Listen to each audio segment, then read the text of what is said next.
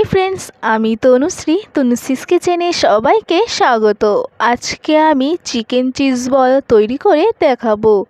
খুব সহজেই রেস্টুরেন্টের মতো বাড়িতে কিভাবে চিকেন চিজ বল তৈরি করবেন সেটাই তৈরি করে দেখাবো। চিকেন চিজ বল তৈরি করার জন্য আমি বোনলেস চিকেন নিয়েছি। চিকেনটা আমি কিমা করে নিচ্ছি। চিকেনটা কিমা করা হয়ে গেছে, এবার চিকেনটা আমি একটা বোলের মধ্যে ঢেলে নিচ্ছি। হাফ কাপ পেঁয়াজ কুচি, 1 টেবিল স্পুন আদা বাটা, 1 টেবিল স্পুন রসুন আর লঙ্কা কুচি, 1 টেবিল স্পুন গোলমরিচ গুঁড়ো, 1 টেবিল স্পুন লাল লঙ্কার গুঁড়ো, 1 টেবিল স্পুন লবণ আর 2 টেবিল স্পুন ময়দা দিয়ে সব কিছু খুব ভালোভাবে মেখে নিচ্ছি। আরও সামান্য পরিমাণে ময়দা লাগবে, তাই আরও 2 টেবিল স্পুন ময়দা দিয়ে ভালো করে মেখে নিচ্ছি সব কিছু।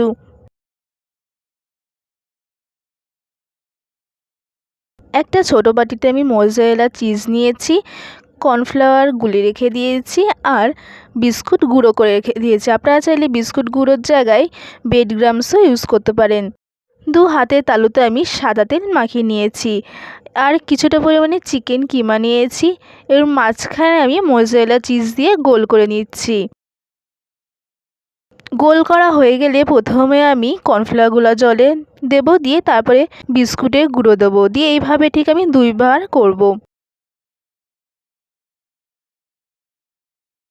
আবারও কর্নফ্লাওয়ারগুলো জলে দিয়ে দিলাম, দিয়ে তারপরে বিস্কুটের গুঁড়ো দিয়ে দিচ্ছি, দিয়ে ঠিক বাকিগুলো ঠিক একইভাবেই তৈরি করে নেব।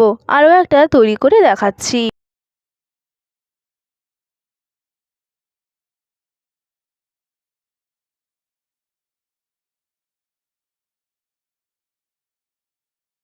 সবগুলো তৈরি করা হয়ে গেছে। ইন্ডাকশানে কড়াইতে তেল দিয়ে দিয়েছি, তেলটা খুব ভালোভাবে গরম করে নিয়েছি। এবার চিকেনের বলগুলো দিয়ে দিচ্ছি এক এক করে। একদিক ভাজা হয়ে গেলে অপর দিক উল্টে দেবো। চিকেনের বলগুলো লাল লাল করে ভেজে নেব।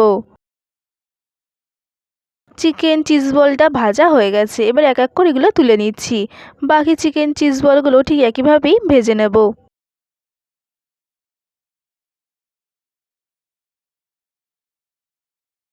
সবকটা চিকেন চিজ বল ভাজা হয়ে গেছে। এবার একটা চিকেন চিজ বল আপনাদের ভেঙে দেখাচ্ছি। খুব সহজেই বাড়িতে এইভাবে চিকেন চিজ বল তৈরি করে নিন।